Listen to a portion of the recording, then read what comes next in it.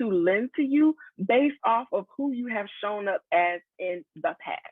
Now, listen, because I can be frank with you guys, because we look like each other, okay? Some of us are cleaning up messes in our credit that we didn't even do.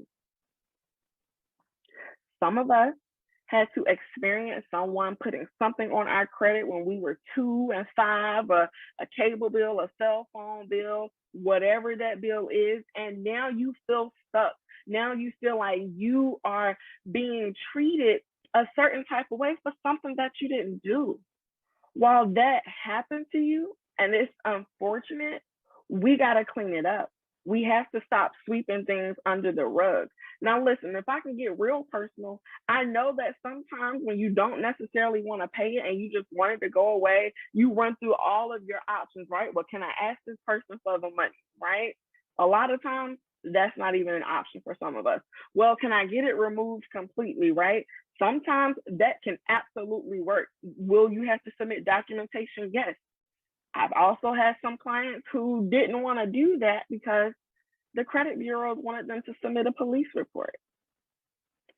Who wants to submit a police report on a family member who did something to us when we were young, right? A lot of times we don't want to do that, but I'm here to encourage you that you can overcome your credit barriers. Your past does not define you. Even if you did have an issue with your credit that honestly you probably did, it's okay. It's also about what you know now that can help clean up the things that you did not know prior. A lot of times we're looking for that secret number. What is that hot number that I need for my institution to fund me, right? And a lot of times it really can depend. You can have a 700 and might get declined, right? But you can have a 680 and might get approved. It all just depends on your overall credit profile. How old is your credit history? What type of accounts do you have? Do you have diversification within your credit profile? Do we have revolving accounts? Do we have installment loans? Do we have, do we have any type of mortgage or auto loan? Depending on what you have, everybody's situation is very, very different. I encourage you today, listen, go and pull your credit report. You want to know where you stand when it comes to your credit. That's something that you want to know off the top of your head in any conversation. When you walk into your financial institution, even if it's to make a deposit, you don't know who you might meet that want to have a conversation with you to point you in a direction of a new product or service. A lot of times, though, they want to know certain information about you that you need to know about yourself. I encourage you to go to annualcreditreport.com and pull your free credit report. It's free. It's free. It's free. And you can get a report from all 3 credit bureaus for your personal credit, right? Even when it comes to your business credit has reporting. The numbers look very different now. You won't necessarily see an 800 in your business credit. It typically goes up to 100, but you want to start building that business credit as well. You want to start someplace. A lot of times we bootstrap our way by using and exhausting all of our cash out of the bank. We exhaust all of our old retirement accounts, and then we want to go apply for credit. I learned the golden rule in banking. You always want to apply for credit when you don't necessarily need it, because typically that's when you can get that favorable approval. Because why? Typically you have not exhausted all of your funds yet, right?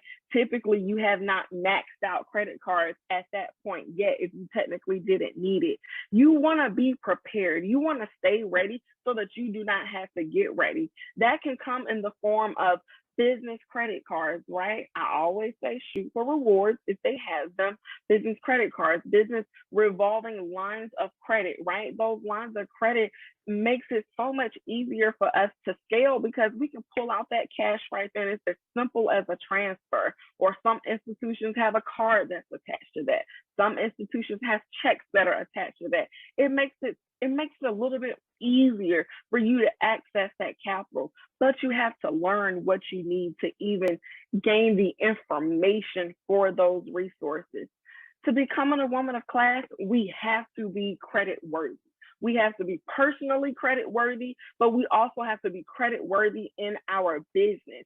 I encourage you to connect with a financial partner, whether it's a personal banker at your financial institution or a certified credit consultant or someone who has the experience, but also who is reputable and has been vetted, that can truly, truly help you get to where you want to be. And honestly, sometimes you can do it yourself.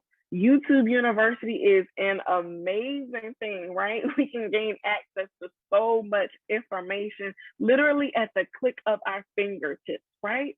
We just got to do it. We have to understand that it is important. It is one of the key steps to being financially sustainable. Not only does credit give you access, but it gives you a special access. It gives you discounted rates, okay? I like discounted rates because even last year, right, when I purchased my car that's now on Turo, we're going to talk about other business ventures. I was able to get a 1.9% interest rate. That's amazing. And I did that through dealer financing. And that was lower than what my credit union was trying to give me.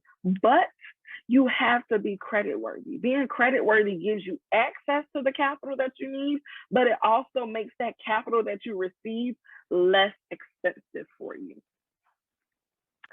Listen, now when it comes to entrepreneurship, a lot of times we don't talk about this often. We don't talk about it often enough, I should say. Long-term wealth. What does that look like for some of us who are in business? When you're in business for yourself, when you're first starting off in business for yourself, you don't have the cushion of having an employer contributing to your 401k anymore, right? That means you are now in charge of your future. You are now in charge of what your wealth looks like long term.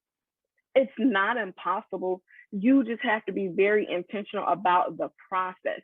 Is it a goal for you? Is it a priority for you to have money so that you can retire, right? We all know that we have to count for inflation. Listen, prices are going up every day, every year. Listen, we are still experiencing a global pandemic and the effects of that. But honestly, we're going to really see the effects years after it comes. So you want to start preparing yourself now. What type of retirement plans do you even have currently from your old jobs? Do you have anything that you can roll over and consolidate into an account that you can actually be intentional about managing? Or bring on a certified financial planner or a financial advisor that can assist you in that process. But we have to plan. We have to make it a priority. Way too often, we meet business owners who've been in business for 20 years, 30 years, 40 years, and don't have much to show for it. They can't retire. They're 70 years old, and they have to go get a job as a greeter at Walmart. It's nothing wrong with it, but that's not the future that you want. It is not the future that honestly you deserve. When you are putting in time, energy, and sweat equity into building a business, you want it to do something for you. You ultimately want it to do something for your family. We have to prioritize our long-term wealth, whether it's in a retirement plan, whether it's in just your standard brokerage account where you're investing in the stock market, or long-term wealth can also include additional business ventures that you may or may not be super active in. It could be just an investment for you, right? Are you considering being an angel investor? Listen, the opportunities are endless. We just have to have the money to do it. We have to have the education. We have to have the resources to know that it is possible. But you also have to know that you deserve and that you can. I encourage you, have a conversation with the certified financial planner to discuss your future. What do you want your future to look like? What do you want retirement to look like? Also, how do you want to set up your heirs for that? If you don't have a financial advisor, I'd say, listen, start with where you're comfortable. If you have a financial institution that has a financial advisor in their office or some type of partner that you can be introduced to, Be bold and go in and have that conversation. Schedule that appointment, right? Even if you don't necessarily feel comfortable with your financial institution, you have a number of reputable companies out there who want to help you. And oftentimes, your initial consultation is free. It just takes the courage for you to take that next step in your financial future, okay? Becoming a woman of class, it definitely takes grit. It takes a willingness. It takes resilience, but it takes a will. And it has to be a priority for you. We got to make sure that we're credit worthy, but we also got to make sure that we are planning for long term wealth. There are a lot of future millionaires that are looking at me that are exchanging this right now. If you are a future millionaire, I need you to drop in the chat future millionaire, okay? Future millionaires plan for their long term wealth way before they get there. They used to tell us all the time to dress for the job that you want and not the job that you have. But you also have to plan for the financial future that you want, not for the present time that you're living. Ladies, as we are building and working towards our goals to one, take care of ourselves, take care of our families, but also to take care of the generations that come behind us, we have to truly embody this next step of protecting your assets. Now, listen, where I come from, I come from a very small town in North Carolina. It's called Windsor. We have a population of maybe less than 4,000 people. So there were zero talks of protecting your assets because the majority of the community felt like they didn't have anything to protect. But as I start to really learn about creating generational wealth and what that looks like, you have to set up the processes even before you start to truly accumulate all of the assets that you dream of. A part of accumulating and protecting your assets is making sure that you have proper insurances, right? Listen, most of us, when you talk about insurance, we're thinking, do I have enough money in a policy to bury someone if they passed away? But that's not it. It's so much more to protecting your assets to proper insurance than just making sure that you can bury someone. A lot of times we're not even thinking about the additional income that we're losing when we lose someone in our families. We're not thinking about the potential expenses that's going to come that their estate is going to have to take care of. But not only that, guys, there are so many families out there who have really truly started to create generational wealth through proper insurance policies. Now, we're not going to really dig into all the different types, whole life, term policies, universal index funds. We're not going to really dig into that, but you need to have an insurance assessment. I always encourage clients to make sure that you're reviewing your policies to make sure that they are relevant.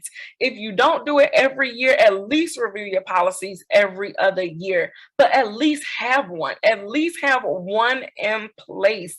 Of course, as you get older, they can get much more expensive as things start to happen with our bodies and they don't operate like they used to. Ailments may come about. That makes it even harder for us to get insurances. Start now. Start as soon as you start learning about it. If you're just learning about insurance today and how you can use insurance to protect your assets, to protect and prepare a future for your family, then you need to schedule a consultation today, really like yesterday, but definitely today. Don't end this year without having an insurance review.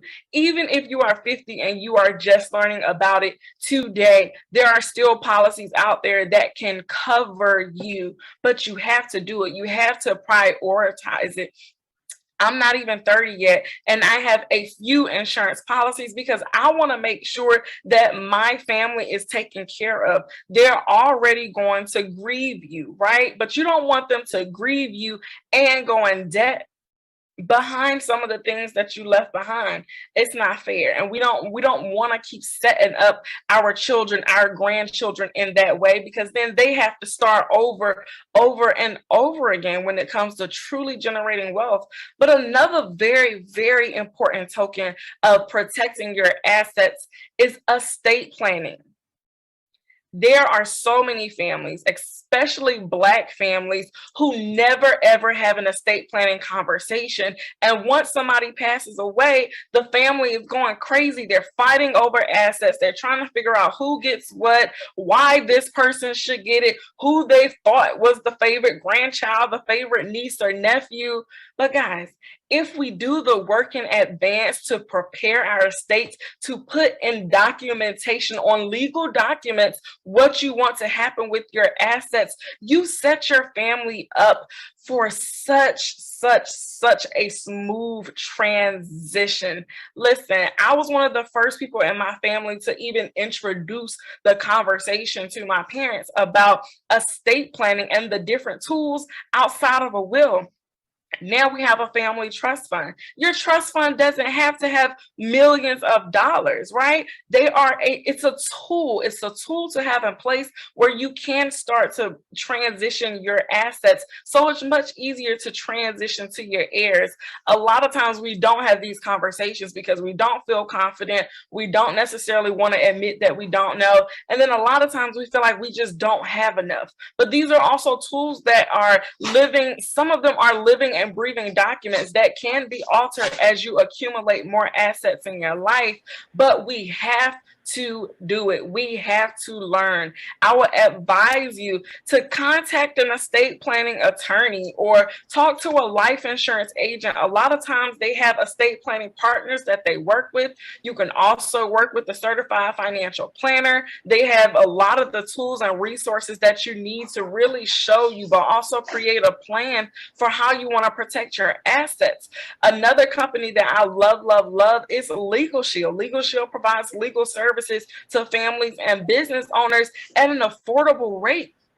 You can pretty much have an attorney on retainer for less than $1,500 a year. Yes, you can get a complimentary will with that. You can get complimentary consultations with almost anything that's happening in your life just at the touch of a button on your phone through their app.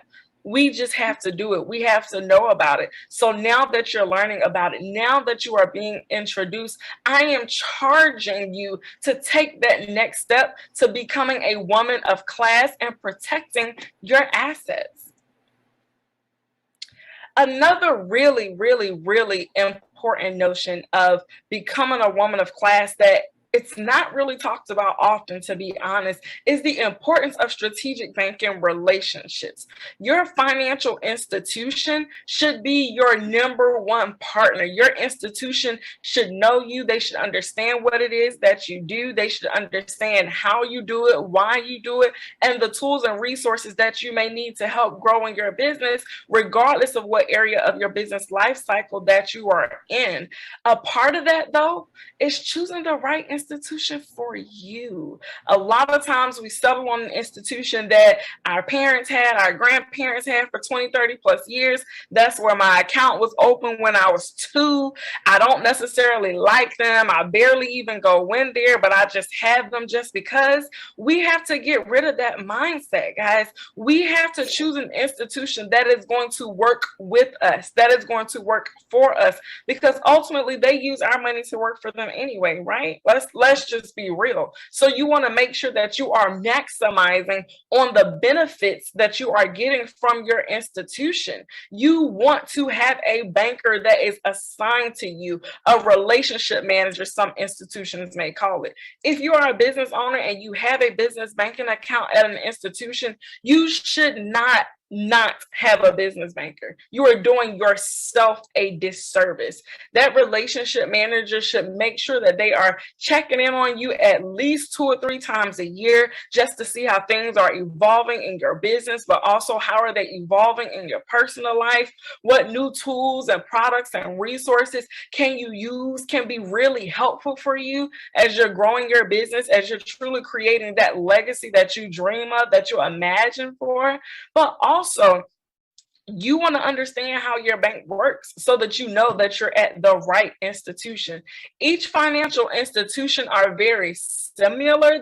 Most of them carry some of the same products, but sometimes their goals are different. You might have a bank that focus more on small business. You might have a bank that focus on more of investments. You might have a bank that focus on the holistic personal financial picture. You want to make sure that your financial institution is the one for you. You also want to be able to understand their structures, right? A lot of times your average small business owner does not even know that most institutions, their business banking division is split by your business structure. Are you a small business? Are you a commercial business? Are you a corporate enterprise? Your relationship manager and your relationship status with the institution fluctuates based on the revenues of your business, based on your lending with that particular institution. But we have to create these relationships with a representative so that we can start to learn these things. Ultimately, you want your banker to be a sponsor for you. You want them to be an advocate for you. Real life story. I had a client when I was in banking. This was probably about 2 years ago, and she had been denied from all of her personal institutions that she had worked with. She came to me and she let me know her issue. She needed some access to capital. She did not necessarily have the best credit situation, but it was something that I could work with. But because I was able to create a relationship with her, I truly got to know her. I got to understand the dynamic of her business. I got to learn her family background. I got to learn about what her spouse does, her mother and father. I got to understand the entire picture. So I felt connected to that client, but also that made me feel comfortable advocating for her. We submitted an application for a line of credit. It was denied. But because I felt so strongly about her vision, her goals, and what she wanted to do in her business, but I could also see the plan that she had because she also presented documents. We have to have proper documents, guys.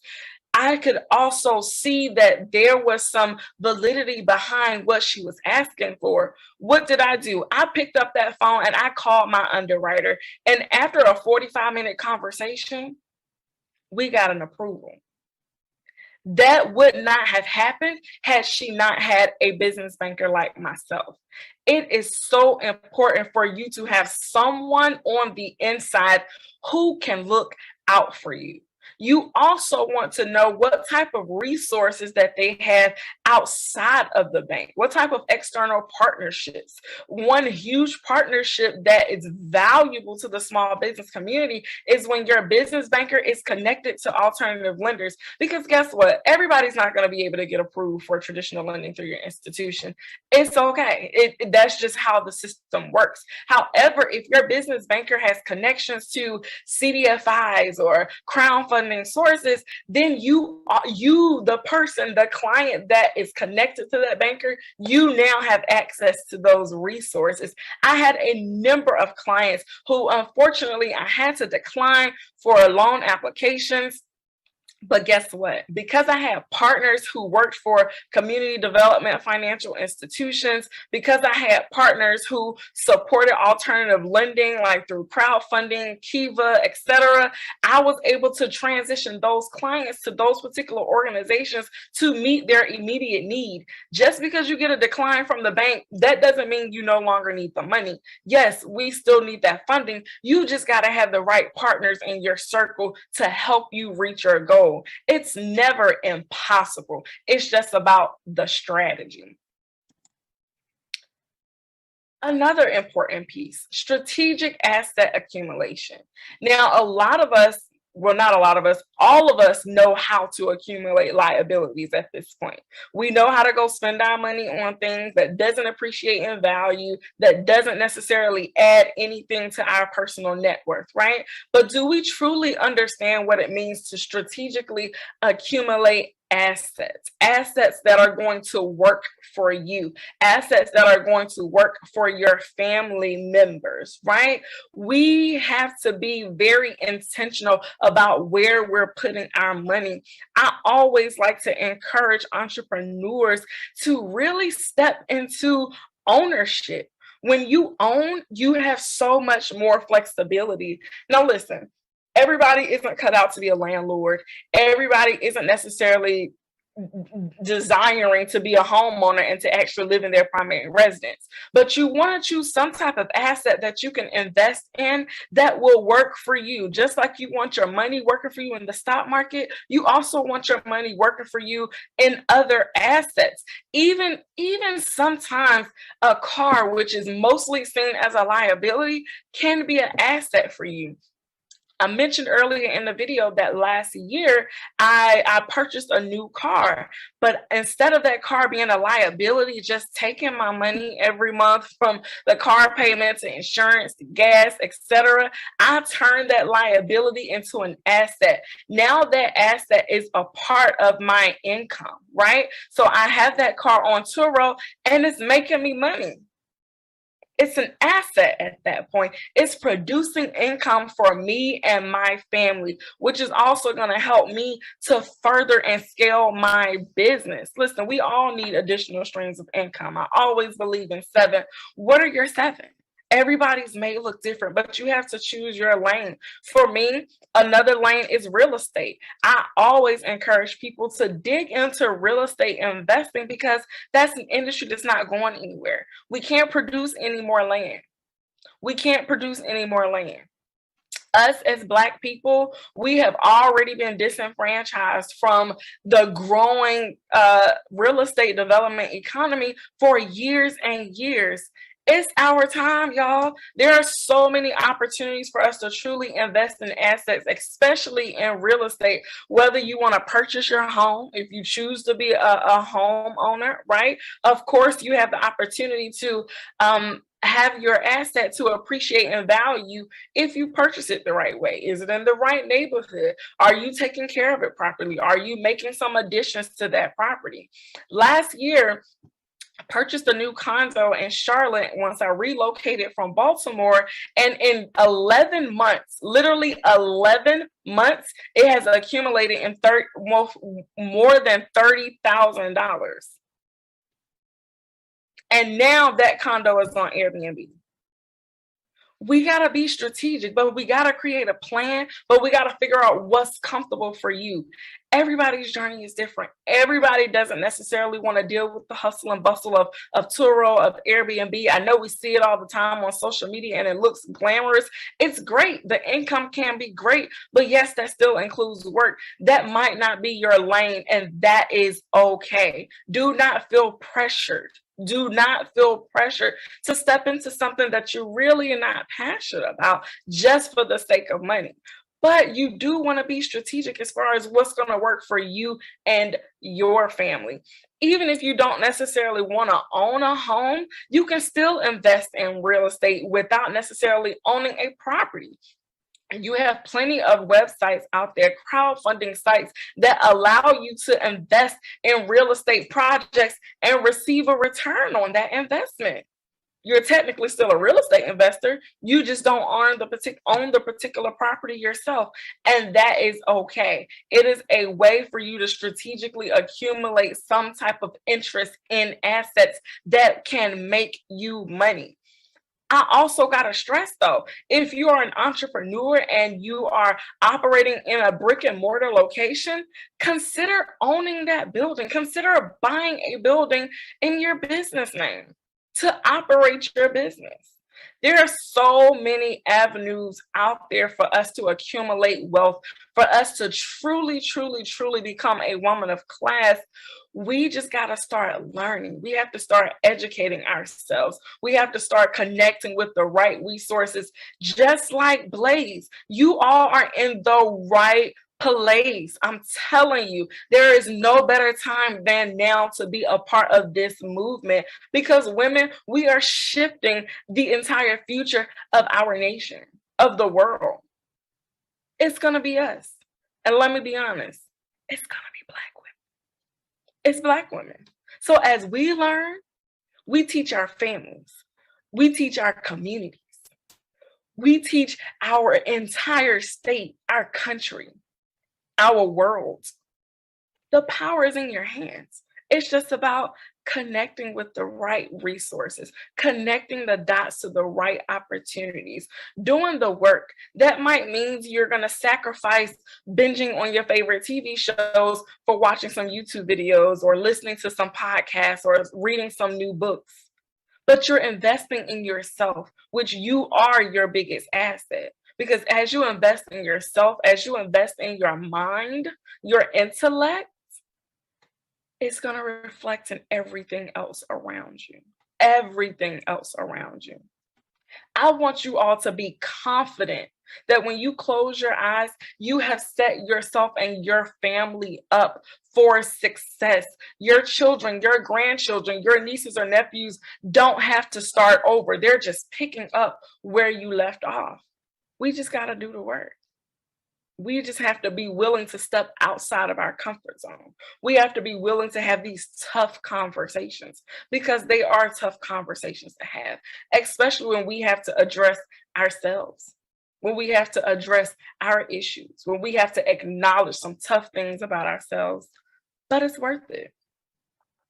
A lot of times we're trying to figure out, well, where do I start? All of this is good information. It's great. I want to be a woman of class. I want to be credit worthy. I want to start talking about long-term wealth. I want to start protecting my assets. I want to really start connecting the dots between myself and my financial institution and how I show up. I want to start accumulating some assets. But where do I start? What do I do? You got to start by choosing to reclaim control of your money. And a part of that is managing your money mindset, understanding it, being willing to transform your mindset, because it has to start here. But also, you got to assess and make adjustments to your money management. Where's your money going? What are you doing with your money? Do you have a budget? Can you account for every dollar that comes into your account? I hope so. But also, you have to create strategic milestones. You have to be very intentional with your goals. You have to be very intentional about what it is that you want your money to do for you, what you want your money to do for your family, but also, what is this life that you want to live? What is the legacy that you want to leave behind? We actually have an offer for all of you all who took the time to invest in yourselves by listening, by being here, by being ready. Drop in the chat, I'm ready. I'm ready. On January 22nd, 2022, we are introducing a brand new workshop that has not even completely been installed yet, but you guys are going to get first dibs.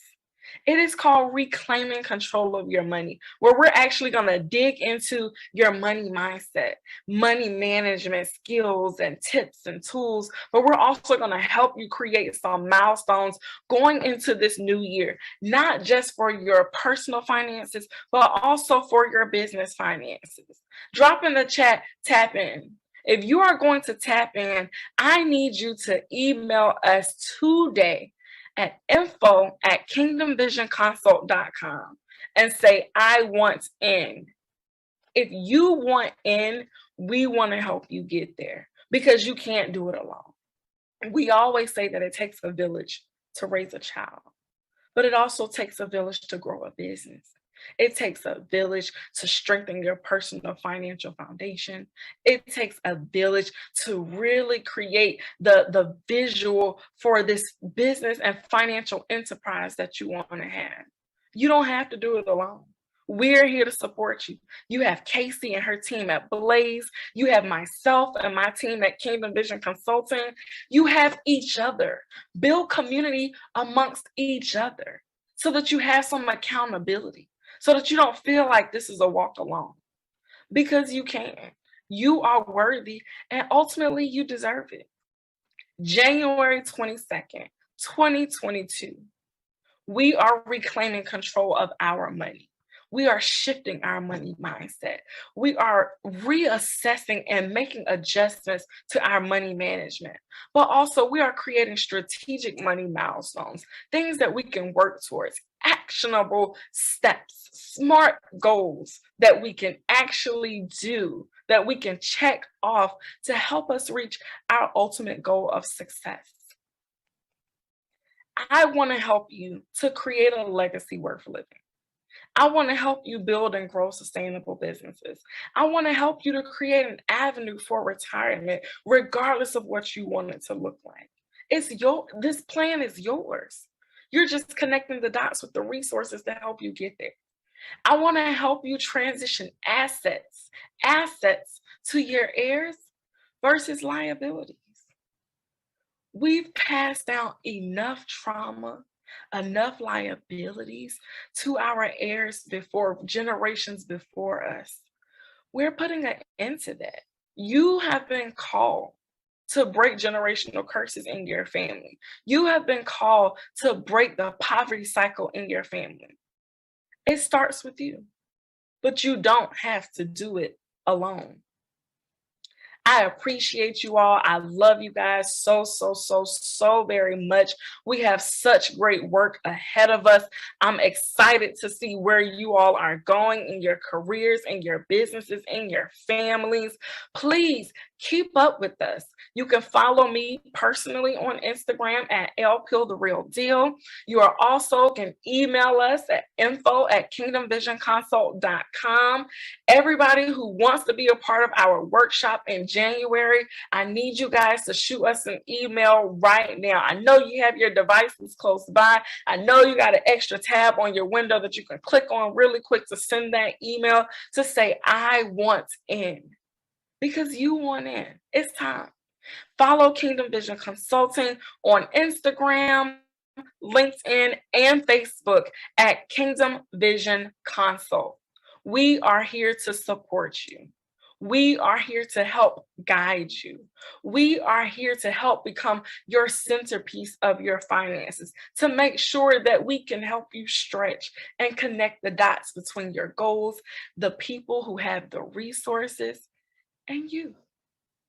Thank you so much.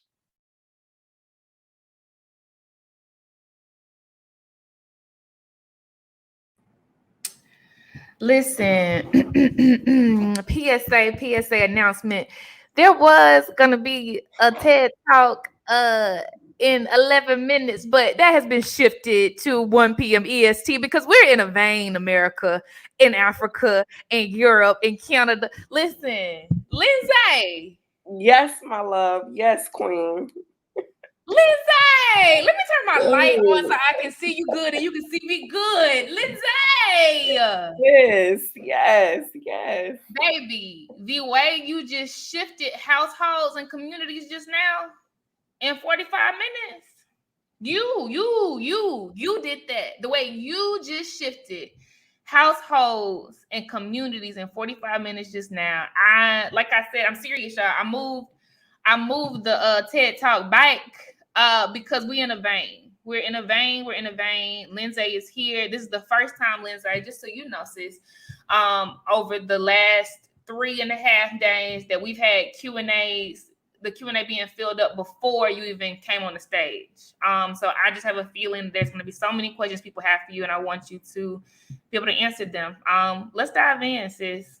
Yes, ma'am. Oh, Lord. Wait, first of all, hold on. Do you have anything you want to say, friend? I just want to say thank you. I just want to say thank you to you, of course, Casey, and your team. But I want to say thank you to all of the ladies who are here, who are present. I see the love in the chat. I am full. I am full today because of you all. I am so excited to pour into you and to truly change lives globally, right? Yep. We're global, ladies. This is international. You know, we are feeding families. We are changing mindsets globally. So I am just so excited to be here. I am looking forward to supporting you all on your journey, and just to remind you that you're not in it alone. Amen. Amen. So much love in here for you, Lindsay. The way you were in our stories, like, you know, I'm gonna take my time with this. We've been conditioned not to talk about family business, right? Because what goes on in this house stays in this house. But you said somebody put them bills in your name, right? You said nobody want to talk about estate planning, but when somebody died, they're trying to guess who was the favorite, right? Right. And you said that on a global stage, meeting people who've been bound and that kind of stuff for generations. So, yeah, the well has been primed. We're just gonna talk about it, and I'm just saying this to say nothing is off limits, y'all. We're among family. This is safe and sacred space. Let's heal. All right. So, first question is coming from Jazz. Jazz asks, what advice do you have for having conversations about asset protection with your parents when they haven't been open about financial conversation, but have good financial habits? So for me, I had to start doing it myself. I had to start preparing the pieces to the puzzle. I had to start learning about what does it mean to even establish a will? How do you do it?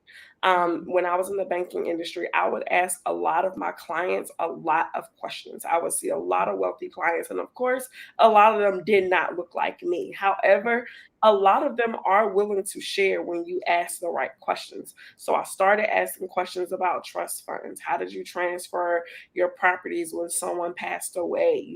How do you eliminate that process of going through the courts? How do you eliminate collectors trying to come after you and your family assets? So I started doing it for myself, and then I started to share with my parents. And believe it or not, my mom was actually able to hop on board. It wasn't as hard as I thought it was. I just needed to do it first. Sometimes you got to plant the seed. Sometimes they even need to see you just put a little water on your own seed first, and then you bring them along, and they will be willing. It might take some people a little bit longer than others, but you got to keep trying. But sometimes you got to show them first how serious you are by doing it for yourself. That's good. That's really good. Thank you so much, Lindsay. Great question, Jazz. Okay, the next question is coming from Anika. We all love Anika from Queen City. She asks, what steps can I take if I'm rebuilding from the ground up? I don't know where to start.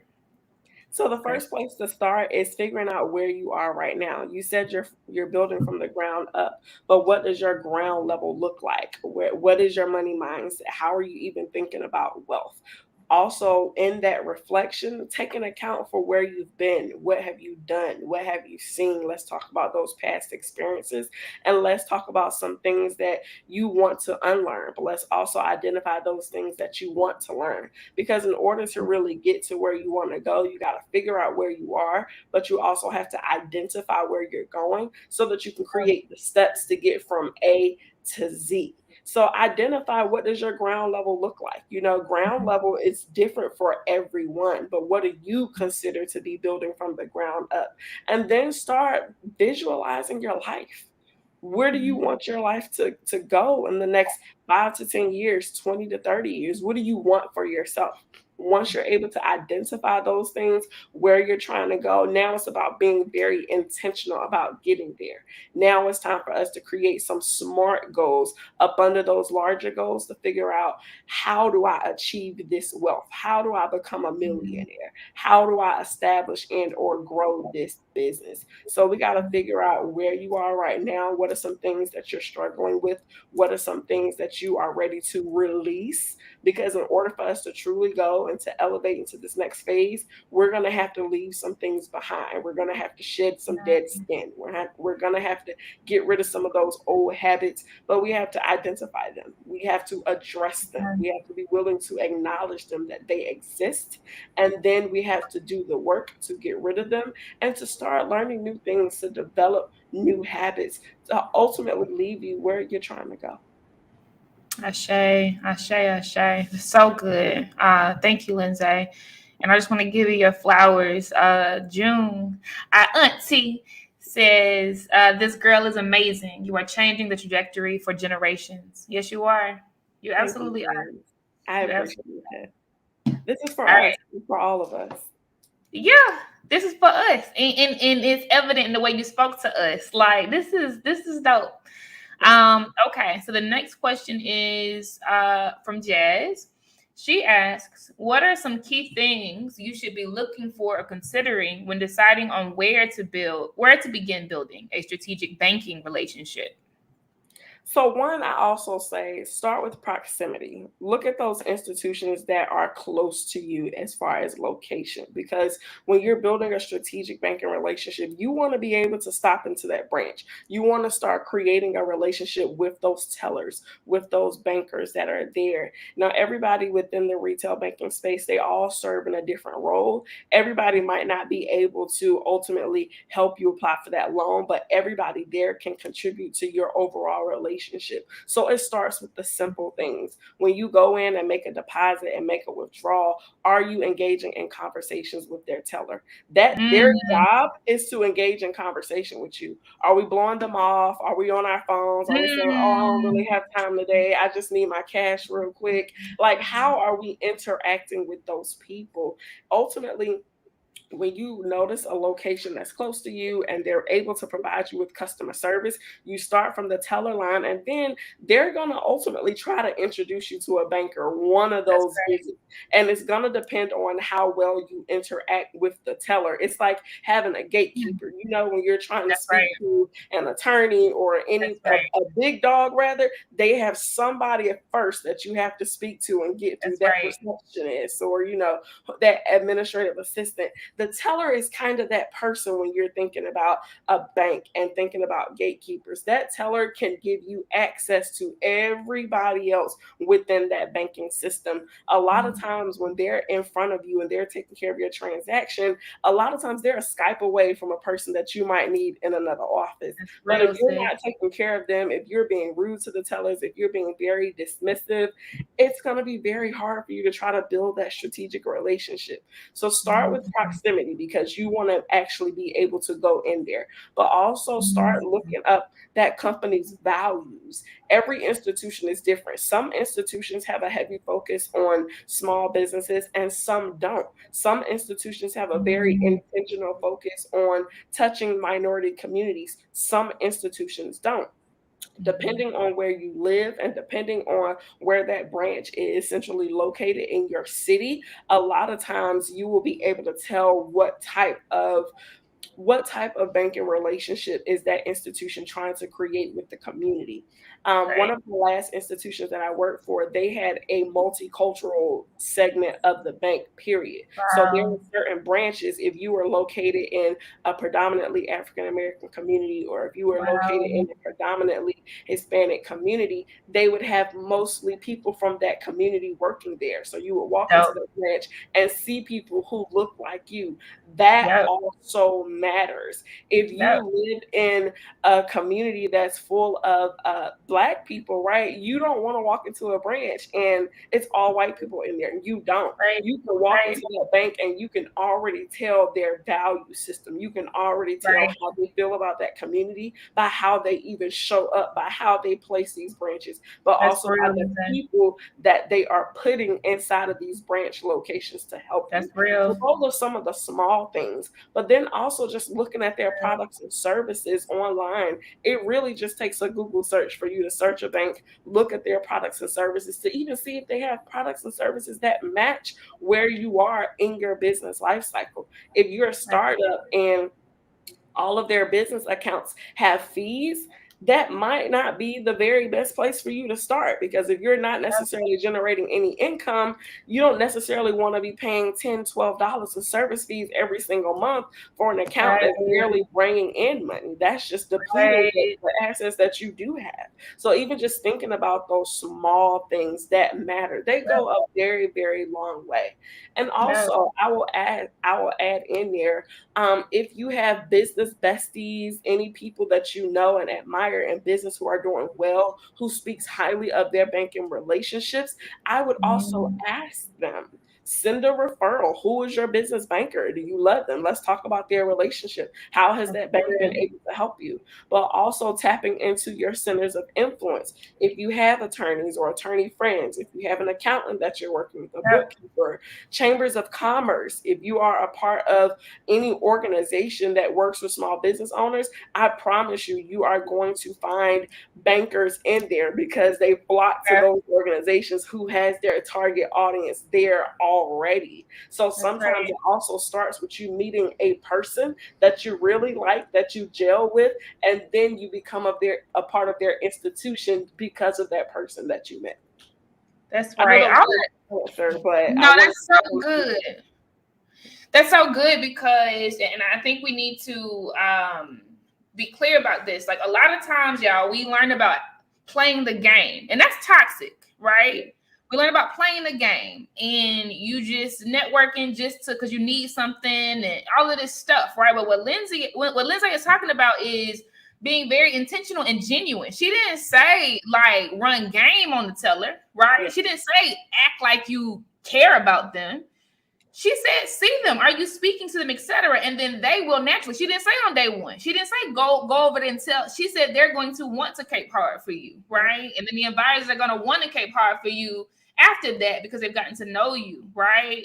She said reach out to your sisters and talk to them about their experiences with their banker. She did not say, right? She did not say act smooth up to somebody that you know is wearing Louis Vuitton bags and try to get. No, right? So I just want to highlight that as well because this is thought leadership. And this is why we need to be on stages telling our own stories, right? She didn't say play the game. She said lean into community. Yep. Right? She said have an open heart to building new relationships, right? She said cultivate those relationships and good things will come. So I'm challenging us to let go of this crap, to be quite honest, we've been taught, right? Which causes us to be crabs in the barrel, right? And embrace genuineness and know that we love each other the same way they feel it here, right? It operates like that in the outside world. We got to be different, right? Like we shift like, and speaking of shifts, y'all, mic check 1 2 1 2. Lindsay has shifted everything. The next TED Talk is at 1 Eastern instead of 3 minutes ago. Hello. Okay. All right. So we're going to keep it going, Lindsay. This is so good. Before I go to the next question, I want to throw a comment on stage, just in case you have a response to this, Lindsay. So Janelle says her credit union is all virtual right now, even at the branch. It's just a person on the screen. Do you have any advice to her? I hate that because it's getting rid of jobs, and I don't like it. But one thing I'm going to share is that you should not just be dependent on one banking relationship. I always personally believe that you should have a few.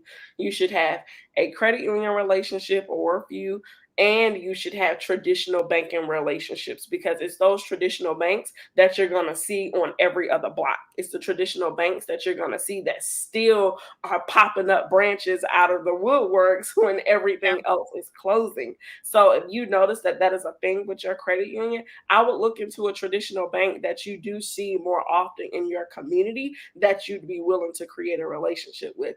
And that's because they offer you different things. Your credit union is going to offer you sometimes better rates. Your credit union, they are going to haggle you less because credit unions are typically nonprofit entities, so they're not just about the dollar, that bottom line. So your relationships with your credit unions are just going to be a tad bit different.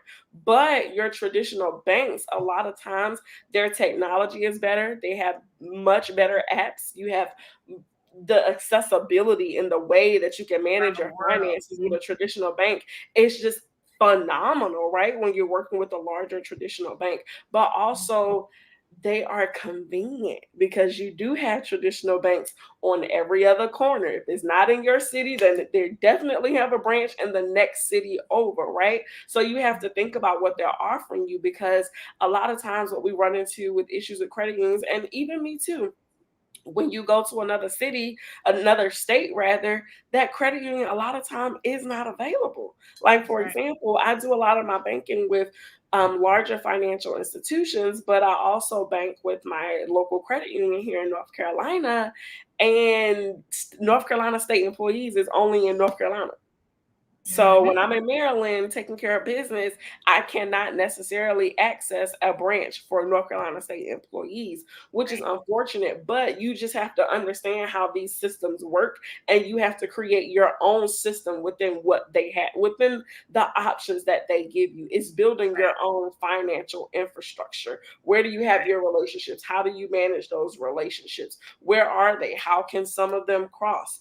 For me, with my traditional bank, you can add, and most banks you can now, but you can add non-bank accounts to your online banking so that you can transfer money. So because I bank with a large institution and they do give me that type of access, I added my credit union account that I typically will use for certain things to that bank's profile so that online I can go to my traditional bank and still transfer money from my credit union because they allow me to add non-bank accounts to that online profile. So you just have to learn how your institutions are operating, and then you have to create a structure within the current infrastructure that works specifically for you. But you definitely should have a credit union and a traditional bank. You want to definitely have both. I love that distinction because y'all, right? Get out of the scarcity mindset. It's not either or, it's either and. Yep. Right? So know that you are not a burden, that you are worthy, that your money spends just as well as anybody. I mean, all of this stuff. Like let's accept that into our mindset first, right? And let's combine all of the things that we learned thus far, right? The vision board. We know what our 5-year plan is, right? Planning, smart goals. We know how we're going to calibrate ourselves as we go along. So you need to be ready for the here and now and the then, right? So like Lindsay is saying, if you know that you're about to be crossing state lines and even on a global level, and you need to be able to make them transactions and all of that, okay, let's go ahead and start getting that in place now. And if we know that we need the car loan at 1%, 1.63%, like Lindsay, let's talk to the credit union. I mean, come on, right? It's not either or, right? Like, let's get out of that, right? I love this. Janelle said, thank you. She loved your response. All right, let's get into some more questions. What up, Miss T? Okay, so the next question is from our girl, Katrina. So Katrina says, or asks rather, what is a great way to start building credit worthiness with little credit, but 10 years of history? Mostly high doctor bills and no credit cards. Love this question. I love this question too. I always say sometimes you have to start small, and it's okay to start small. And because of the way that you framed that question, I'm going to assume that your credit score isn't necessarily where you want it to be, right? So ultimately, there is a starting point. A lot of people start with secured cards, right? They're not favorable because yes, it's you putting in your own money, but you are ultimately investing in yourself. That secured money, that secured card that you're opening, it's an investment. I don't want us to look at it as, why do I have to do this? Why am I giving them my money to spend anyway? It's just a starting phase. It's like a startup of your credit ultimately, where you take at that institution, whatever their requirement is, you give them that amount of money and they give you a credit card in exchange. You just got to learn how to use it, right? So making sure that we are not exceeding our limits ever. You know, if you can stay under 30%, great. Sometimes that's not even always realistic because emergencies happen, things happen where you have to use your card. Sometimes you got to go up to 50%. Sometimes you might have to max it out one day for a purchase. But it's about, before that next statement period hits, make sure that you have paid that card down as much as possible. Also, with secured cards specifically, it's also about how you're managing all of your other credit around it, right? So let's just say you have a secured card with XYZ Bank, but let's just say you still have an old credit card that you might not have taken the best care of it, and that's okay because you didn't know over here, right, that's carrying a high balance, or you might have a missed payment or two. You have to know that that is going to affect whether or not this particular secured card can convert to an unsecured card. So it's also about the entire credit picture. But another way that I always tell people, if you're not comfortable with getting a secured card first, or if you're just not in a position where you can do that, if you have a close family member or somebody, a great friend that you trust who has good credit, see if they'd be willing to add you as an authorized signer to that credit card. But in doing so, you want to make sure that that credit card has only had good history, meaning that they don't have any missed or late payments, making sure that they have never maxed that card out for real if you can, because just like you will inherit that good credit, you will also inherit that bad credit. So you got to be very, very, very careful. And a lot of times you don't have, it's harder sometimes to go this route because it's a trust thing, right? You have to trust that person that they're going to be honest and truthful about what they're saying about this credit line, but they also have to trust you. That's right. Because as an authorized signer, yes, you now have the option to go and spend. But I always say, when before you even position this question to someone, position it with a plan. You know, I would like to be an authorized signer for the next 24 months to help me do XYZ. I don't need a card. I don't want a card. I just want to be on the account. I want to attach that history to my personal credit profile to achieve XYZ goal. You can't just go in and asking, hey, you can get me to your credit card, and not give them some additional facts about, one, how that process is truly going to help you, how is it going to benefit you, but also how you're going to have to reassure them that you're not going to mess anything up for them. And that's by telling them, hey, I don't want a card, because ultimately you don't really need a card to get the history and to benefit from it. You just need your account to be attached to that relationship. So either we can start with a secured card, or you can ask to be an authorized signer on someone's account.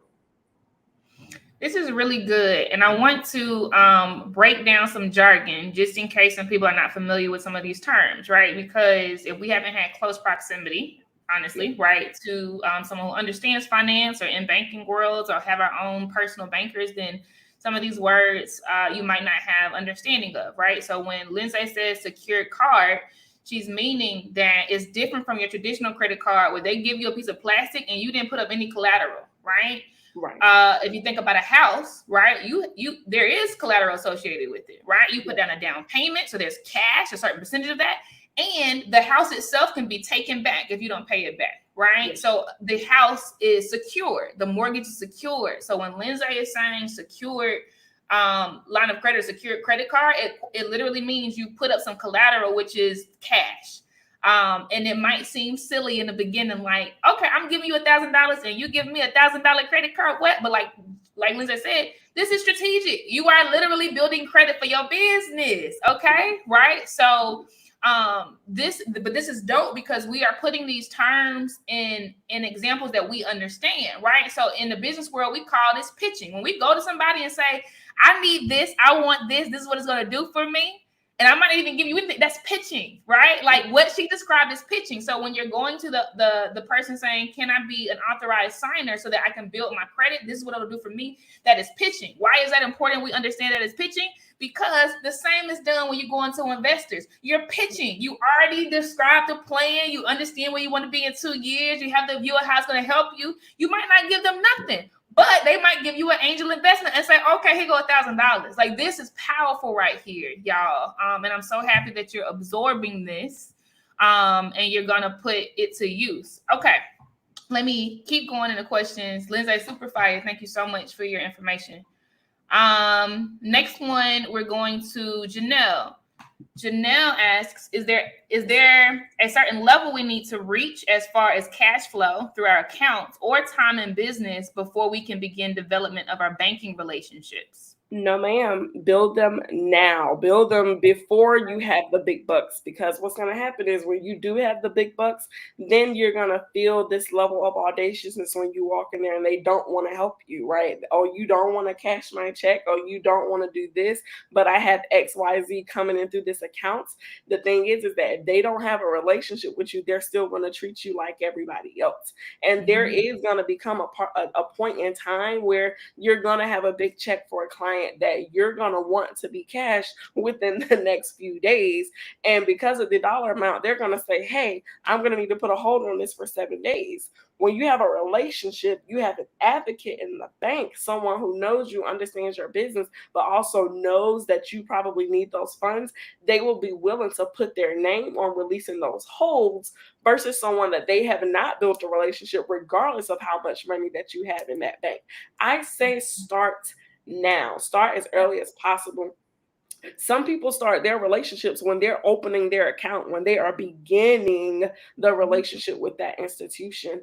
The previous institution that I work with, and I really, really appreciate how they take care of their business clients, BB&T, now Truist, they have it set up where every branch manager of any branch is automatically a business development officer. So if you walk into a branch and there's a branch manager there, then you already know for that institution that that can be your relationship manager, and you start building that relationship day one. While you're opening that account, ask questions, get to know them, get to know how long have they been doing what they do, how long have they been supporting small business clients in particular. You want to know, who are they connected to, do they have any centers of influence that they would be able to refer you to, any accountants, lawyers, bookkeepers, anybody that can be beneficial to you and your business, especially that will help you build your financial dream team. You want to know, what organizations are they a part of? Are they a part of any local chambers of commerce? Do they support any local small business accelerators or incubators in your town? You want to vet them out just like they're going to be vetting you out, because while they're opening your accounts and establishing that relationship, they're going to be asking you about your finances. Ultimately, they ask you questions, they build rapport, they get to know you and understand your financial world so that they can make the appropriate recommendations for services and products that could be useful for you as you're growing your business.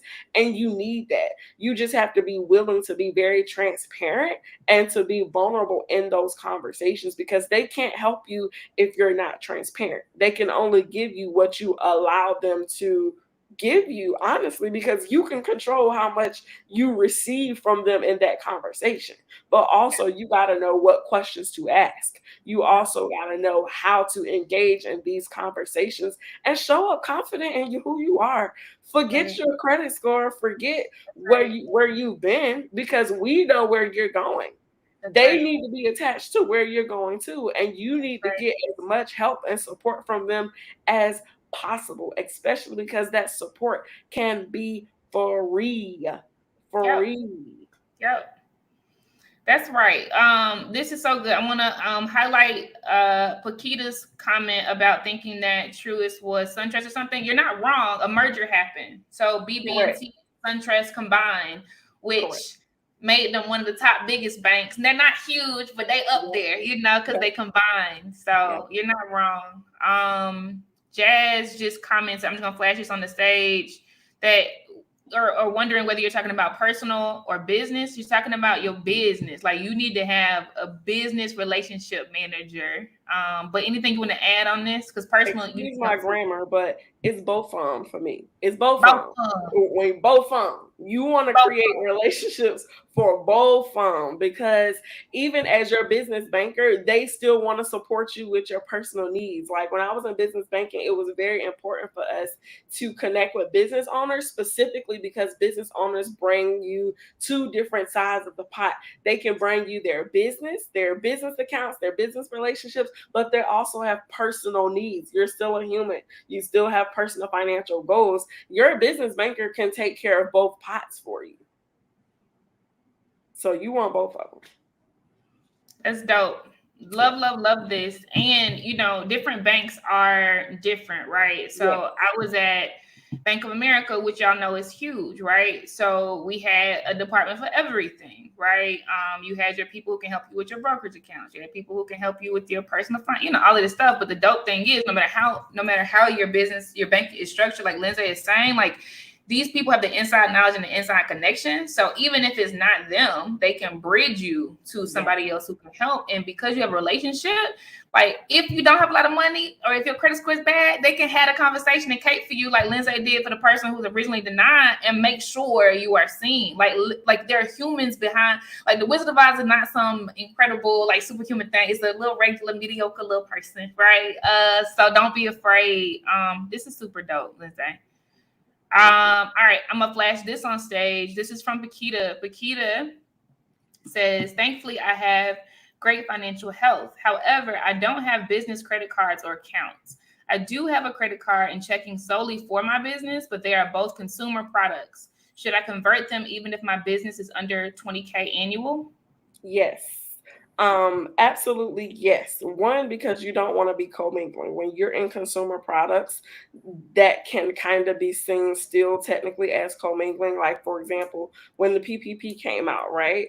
We could not issue loans into a personal account, even if it was solely used for the business. So definitely convert. Honestly, I established my business relationship before I even was really operating in this capacity in my business. I was still working at the bank, and at that time, I just used the income from my business came from my rental properties, right? And it wasn't a lot, it was less than 20K as well. But because I also had good personal credit at the time, when I opened up that account, I was able to instantly apply for a business credit card. Mind you, I had less than 20K in revenues, but it was based on my personal credit and based on the additional personal income that I had at the time for my W-2 job. And I was able to get a $10,000 business credit card to help me get started, because you do not want to accumulate a lot of business debt on your personal credit, because it is going to drastically pull down your personal credit score, and it has nothing to do with you personally. Great example of a real life situation. When I opened that account and applied for that business credit card, I did a balance transfer because I, just like you, I had some business debt that was sitting on my personal credit cards. When it comes to personal credit cards, that's a revolving line.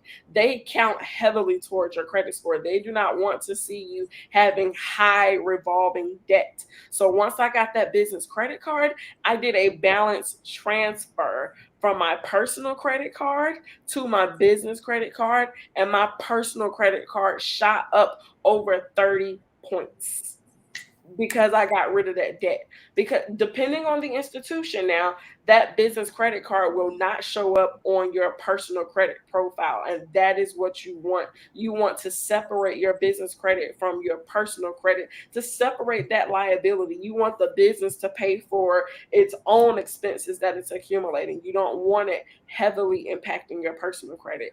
And sometimes people wait until it's too late. They've already maxed out all of their personal savings. They've maxed out most of their personal credit cards, right? And now when you want to go apply for business credit, it's too late. We got to start getting in and doing it from the beginning. Yeah, that's good. And we only have 7 minutes left until the TED Talk, but I want to let you all know before you start crying that Lindsay is doing a TED Talk tomorrow called Liability or Legacy, right? So there's going to be more topics around this. And there's also going to be a very intimate fireside chat that her and I will have tomorrow about finance as well, called Building Black Wealth. So we're not done with it. I'm telling you this today, so you mark it on your calendars, right? Go ahead in the schedule tab and add it to your personal calendar so you get reminders. But we're going to get to this last question. But just know it's not over. There's more. There's more tomorrow. I don't know. Okay, so it just... the Q&A just tripled before I could get back to it. We'll try to get it all in. So Paige asks or says, our business uses an online bank, Nova. Is it possible to build relationships with such a distant structure? It is possible. It's going to be different. It's very much so going to look different. So just be okay with different. But I would say give them a call. I don't personally bank with them. I do have some clients who do. But I would give them a call. And when you do speak to someone in customer service, I would ask them, is it possible for you to be assigned a relationship manager so that you have one person that you consistently speak with? Because that's the real key to also building these relationships, is having a consistent person that you can go to talk about your needs, to talk about what you have going on, to brainstorm, to get a different perspective. Because just like me, they're going to be able to come to you with additional information that you might not have had access to had you not spoken with them. So I would ask them if they have a structure where you can be assigned a relationship manager. Good info. Thank you, Lindsay. Not a problem. This next one comes from Neff. Neff says, this may not be an appropriate question, but I applied for a DUNS number. It's good. This is good. I'm glad we're getting all the things. I applied for a DUNS number and was denied and was given several generic reasons. Ultimately, I believe it was because I classified my business under the wrong code. How would you recommend one avoid that?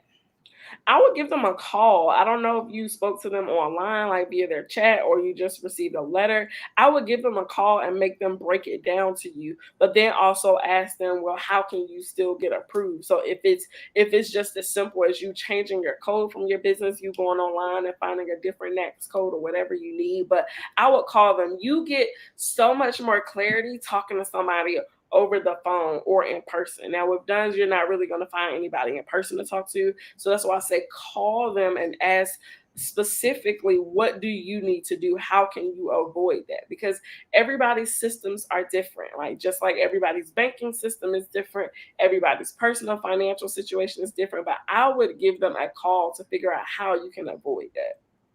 That'll be something that comes directly from them. And just to break down the jargon a bit, Lindsay, let's talk about what a DUNS number is. Can you explain high level what a DUNS number is versus your traditional like FICO or other credit scores? Right. So your DUNS is pretty much, it's an identifier for your business, right? DUNS isn't necessarily the credit report. It is a system that collects data. And with DUNS, they have partnerships with a number of business credit providers. They have partnerships with companies and vendors that you guys are building relationships with.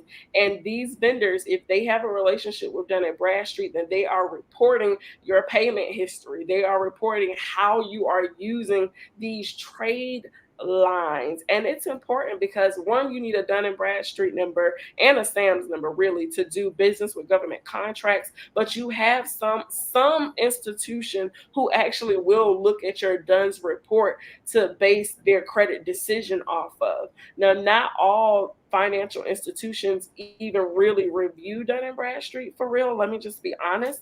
A lot of financial institutions use what we call the Small Business Financial Exchange.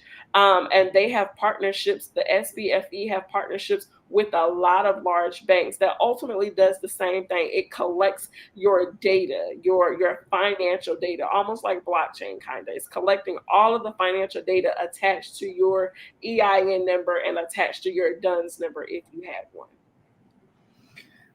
This is so good, y'all. Because, and I'll just say this from so for background, you'll hear more about us tomorrow, but for background, so Lindsay's been on the business banking relationship side, right? Like caping for businesses and understanding where they want to go, right? And I was on the credit side, meaning I was saying yes or no to loans. I was looking at your history of performance, right? I was looking at the story that your data told. And I was looking to see what size would be good for this person, or do we even want to do anything at all? Or because their relationship is so good and long with us, I'll bend on them and take a chance, right? And these are people making these decisions, right? So understanding the DUNS number as well as all of these other things is important because the more good data you have, the better story it tells. And the people, I was a person sitting there writing loans, and I'm talking about like loans as big as $100 billion for big mergers, right? Like these SunTrust and these Truist or SunTrust and BB&Ts, right? But it's literally people making these decisions, not computers. So what Lindsay is telling you is so important about relationship building and giving them a call and all of that, because literally a person's yes changes the game for you. It is not computers making these decisions. A person's yes unlocks everything. So just understand that. And we wouldn't have guessed that. We wouldn't have known that, right? Otherwise. All right. So that wraps it up. We're going to the next thing. I thank you so much, Lindsay. Can't wait for you to continue dropping gems tomorrow. Thank you for extending this time. I didn't even ask, sis, but I know you were around. Of course. Anything for you, Blaze. Anything for our community, our ladies. Please, please, please reach out to me. You do not have to do this alone. I am going to drop our email address again in the chat so that you have that. Please, please, please contact us, guys. I want to help you. And I specifically, in my business, I only support people of color. Come on now. It's rare that you find that in financial services companies. So I'm here for you. I love you guys. Please, please, please enjoy the rest of the summit, and I'll see you guys tomorrow. Hey, all right, y'all. We'll see you at the TED Talk. Peace. I'm so excited.